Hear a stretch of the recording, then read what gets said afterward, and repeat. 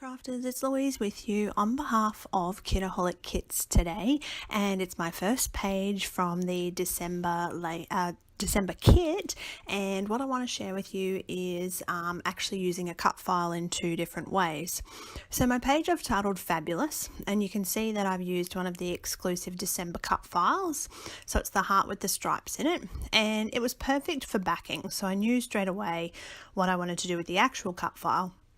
But I want to show you a little trick about how to use the reverse of a cut file.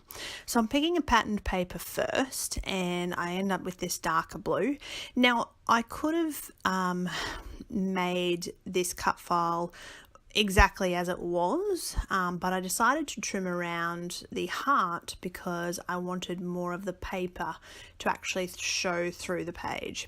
So I'm just going to trim around that heart in the same sort of distance as what I've got within the cut file, and then applying glue to that cut file while it's still on the sticky mat.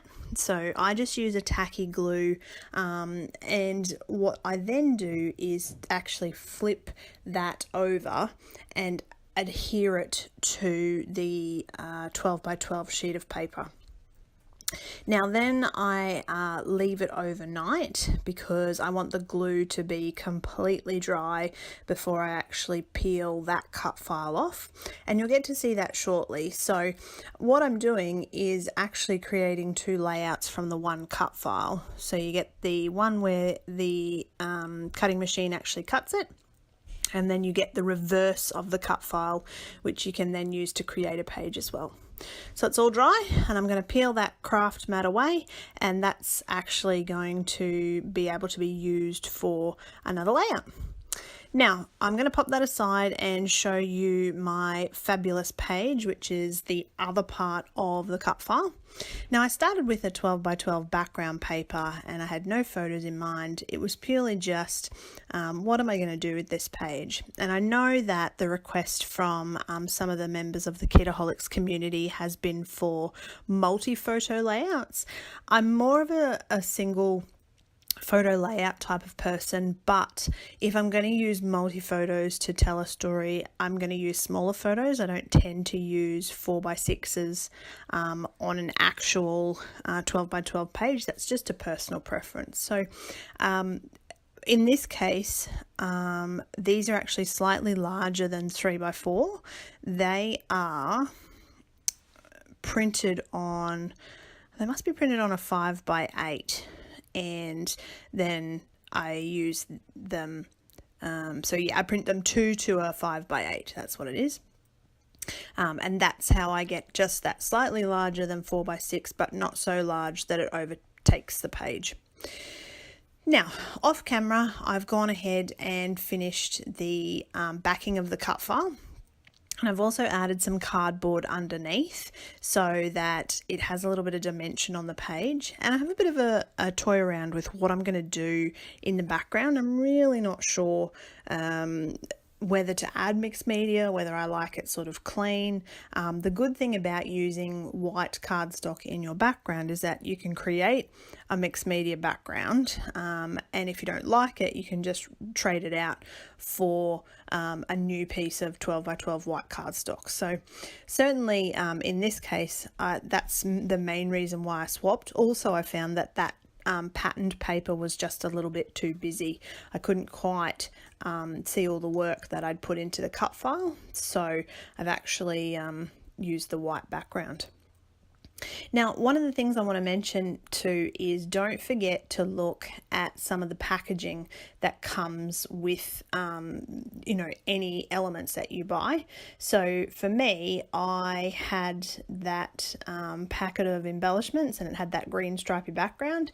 So I actually used that to mount one of my photos because it fit in so well, not only with what I was working on this layout, but also the elements in this collection. So keep an eye out when you are contemplating throwing something in the bin as to whether or not you can actually use it on a page.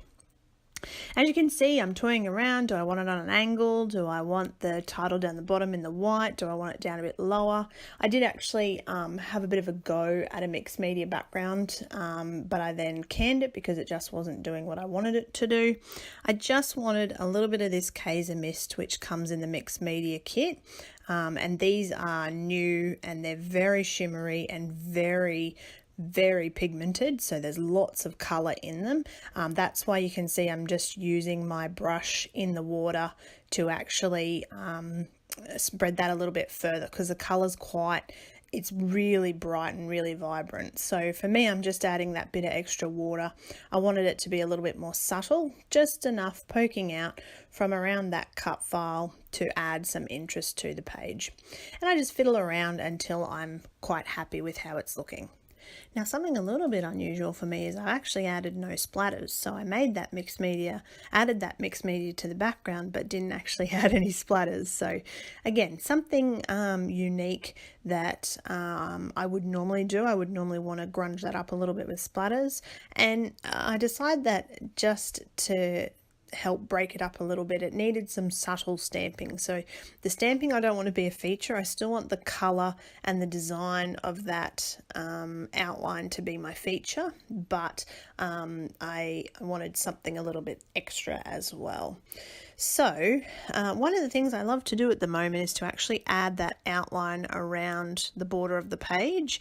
And in this case, I have made my title, which is fabulous, as part of that outline, so that it sort of ties in with the fact that I haven't outlined the whole page. I've sort of skipped the areas where you can see that bit of colour and the heart cut file as well. So the final steps, I have glued all of this down off camera because I was satisfied with where everything was positioned. So I've stuck that down, and the final steps are just to embellish this page slightly. So adding a couple of the exclusive die cuts that you get within the kit, a couple of the stars. Honestly, if you haven't watched an unboxing video yet of what actually comes in this month's kit or any of the kits, you should pop over to the Kitaholics YouTube channel and have a look, because I was astounded when I saw just how much came in this month's kit, and I thought to myself, how am I ever going to kill this kit and use it all? So they're really great value for money, and we hope that you enjoy having a little bit of a play with them and that you're inspired from this video. So thank you for watching, enjoy, and I hope to see you again.